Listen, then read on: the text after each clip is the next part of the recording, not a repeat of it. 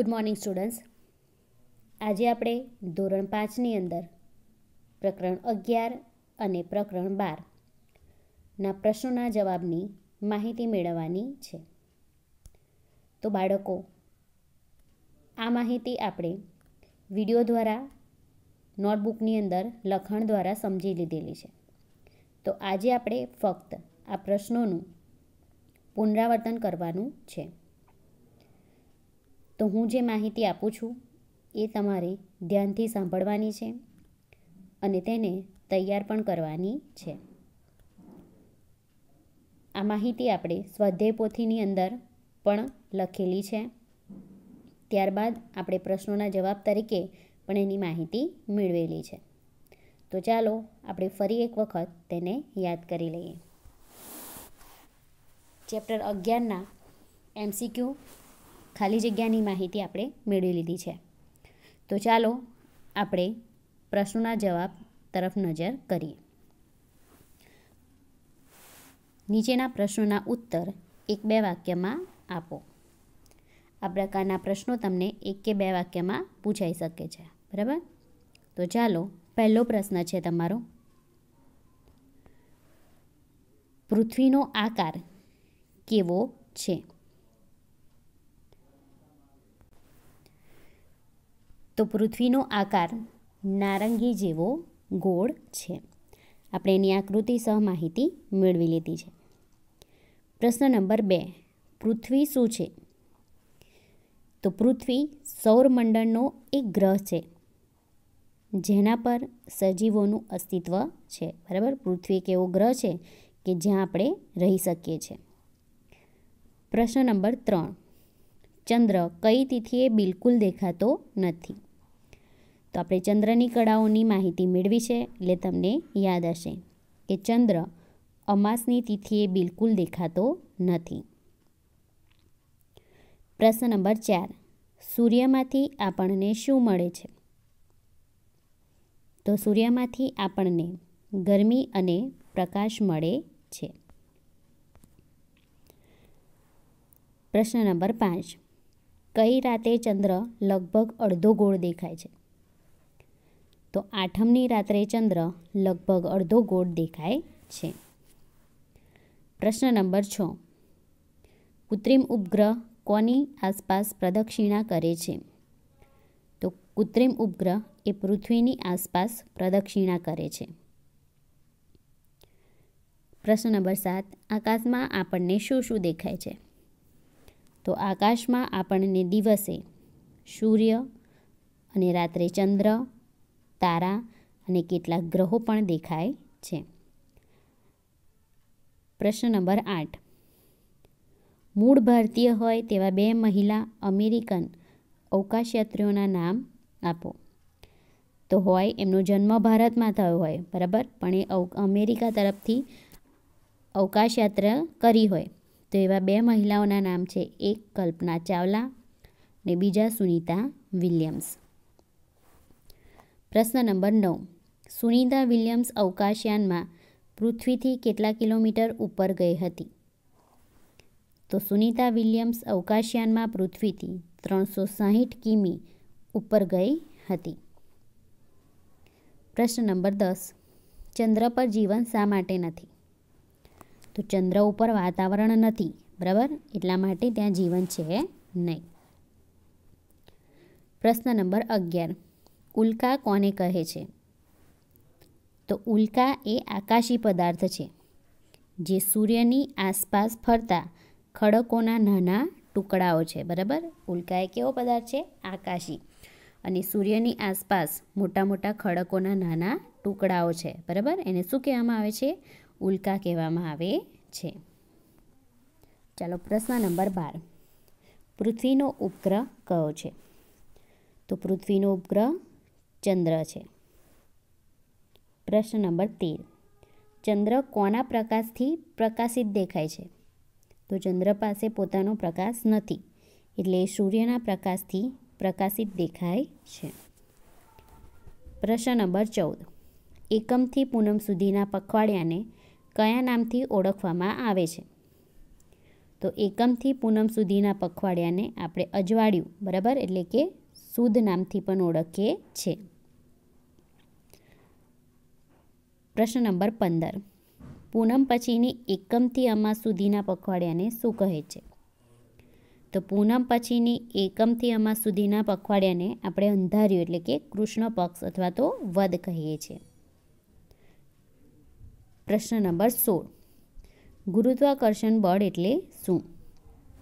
તો આપણે એની વાર્તા પણ સાંભળી હતી, એટલે તમને યાદ હશે કે પૃથ્વી દરેક પદાર્થને પોતાની તરફ આકર્ષે છે.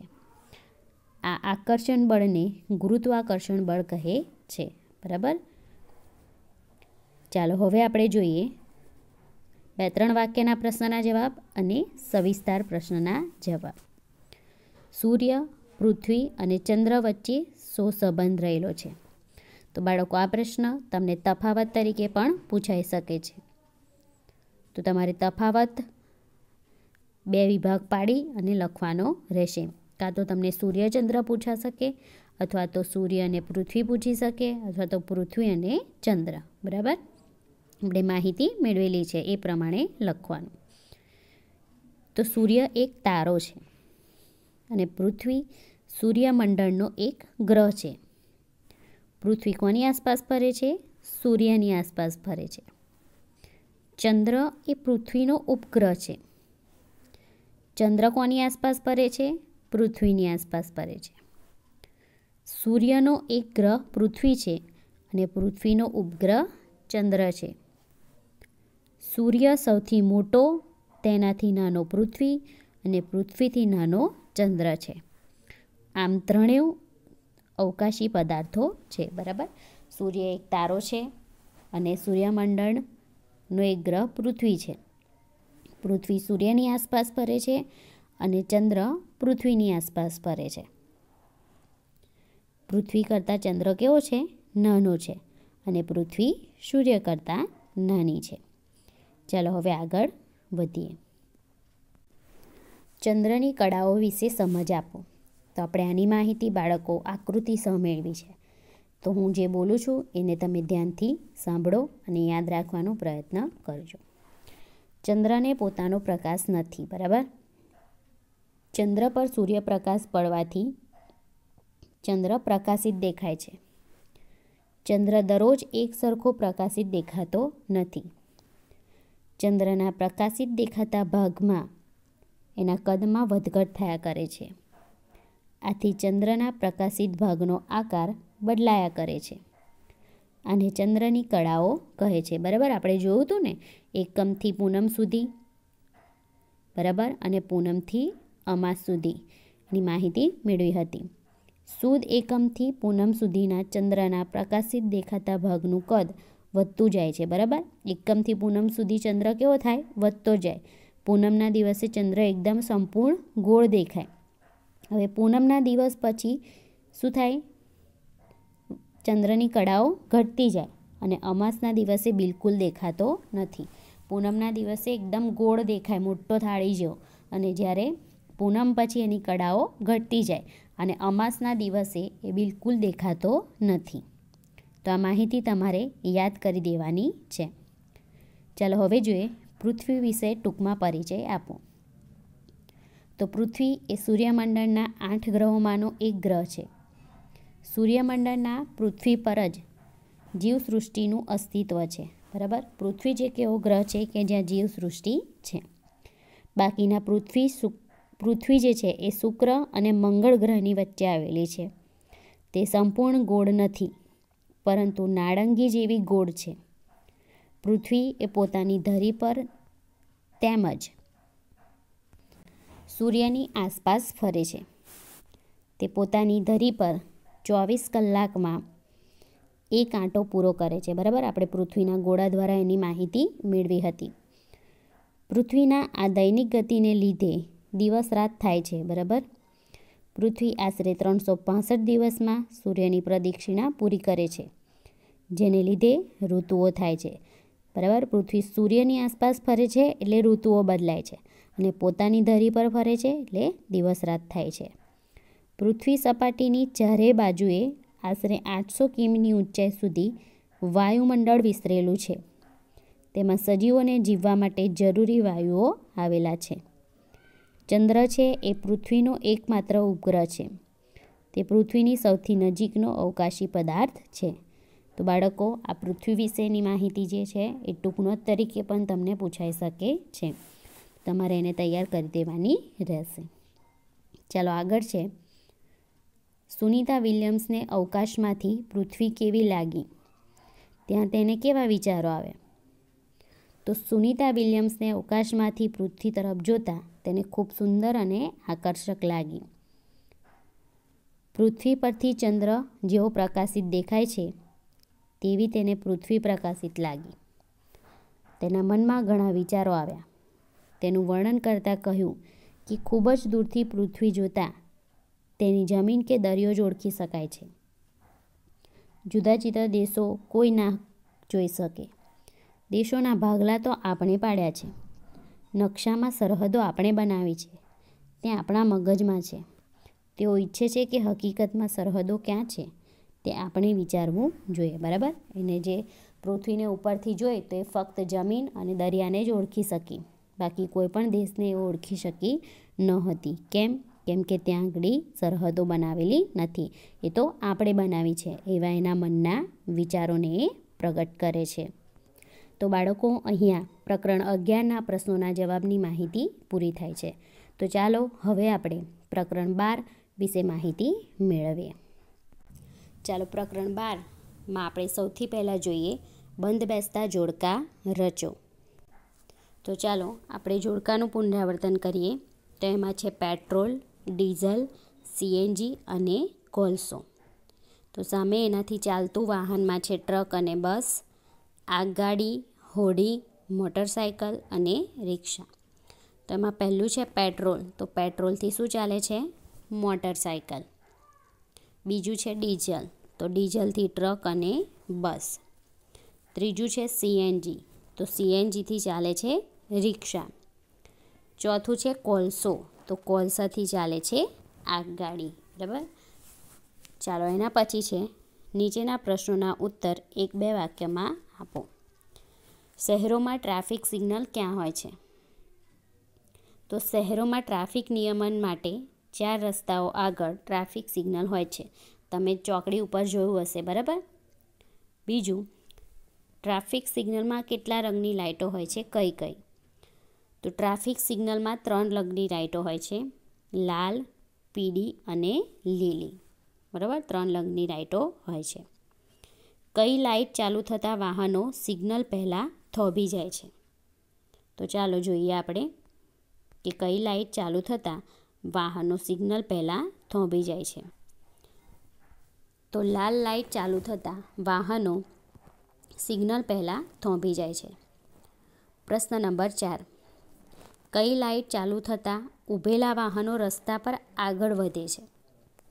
તો લીલી લાઇટ ચાલુ થતાં ઊભેલા વાહનો રસ્તા પર આગળ વધે છે. પ્રશ્ન નંબર 5. ઝીબ્રા ક્રોસિંગનો શો ઉપયોગ થાય છે? તો શહેરોમાં 4 રસ્તાઓ પર રાહદારીઓને રસ્તો ઓળંગવા માટે ઝીબ્રા ક્રોસિંગનો ઉપયોગ થાય છે. તમે જોયું હશે. બરાબર? સફેદ કલરના પટ્ટા મારેલા હોય છે. છઠ્ઠું, સીએનજીનું પૂરું નામ જણાવો. તો સીએનજીનું પૂરું નામ છે કોમ્પ્રેસ્ડ નેચરલ ગેસ, એટલે કે દબાણયુક્ત કુદરતી વાયુ. 7. એલપીજીનું પૂરું નામ જણાવો. તો એલપીજીનું પૂરું નામ છે લિક્વિફાઈડ પેટ્રોલિયમ ગેસ, એટલે કે પ્રવાહીકૃત પેટ્રોલિયમ વાયુ. પ્રશ્ન નંબર 8. ખનિજ તેલનું બીજું નામ શું છે? તો ખનિજ તેલનું બીજું નામ છે પેટ્રોલિયમ. પ્રશ્ન નંબર 9. પેટ્રોલિયમ કેવું પ્રવાહી છે? તો પેટ્રોલિયમ ગંધવાળું, જાડું અને ઘેરા રંગનું તૈલી પ્રવાહી છે. 10. સૂર્ય ઉર્જાનો ઉપયોગ કરતા ઉપકરણો કયા કયા છે? એટલે કે સાધનો. તો સૂર્ય ઉર્જાનો ઉપયોગ કરતા સાધનોમાં છે સૂર્ય કુકર, સોલર વોટર હીટર, સૌર ભઠ્ઠી, સોલાર સેલ અને સોલર ડ્રાયર. બરાબર? આટલા સાધનોનો ઉપયોગ સૂર્ય ઉર્જાથી કરવામાં આવે છે. તો બાળકો, હવે ટૂંકમાં પ્રશ્નના જવાબ પછી આપણે 2-3 વાક્યમાં પ્રશ્નના જવાબ જોઈએ. પહેલો છે, પેટ્રોલ પંપ પર તમે કયા કયા બોર્ડ જોઈ શકો છો? તો પેટ્રોલ પંપ પર આપણે પેટ્રોલ અને ડીઝલ કાયમ માટે રહેશે નહીં, તમારા બાળકો માટે તે બચાવો. બીજું, પેટ્રોલ અને ડીઝલનો ઉપયોગ કરકસરપૂર્વક કરો. ત્રીજું, પેટ્રોલ ડીઝલનું દરેક ટીપું વધુ સમય ચાલે તેમ કરો. જ્યારે વાહન તમે ઊભું રાખો ત્યારે એન્જિન બંધ કરો. આવા અનેક પ્રકારના બોર્ડ તમે જોયા હશે. આગળ, જમીનમાંથી મળતા પેટ્રોલિયમમાંથી આપણને શું શું મળે છે? તો જમીનમાંથી જે આપણને પેટ્રોલિયમ મળે છે તેમાંથી આપણને petrol, kerosene, diesel, engine oil અને વિમાન માટેનું ખાસ ઈંધણ મળે છે. આ ઉપરાંત એલપીજી, વેક્સ, ગ્રીસ વગેરે પણ તેમાંથી મળે છે. ચલો, એમાંથી પછી છે 5મા નંબર પર, પેટ્રોલિયમને કાળું સોનું શા માટે કહેવામાં આવે છે?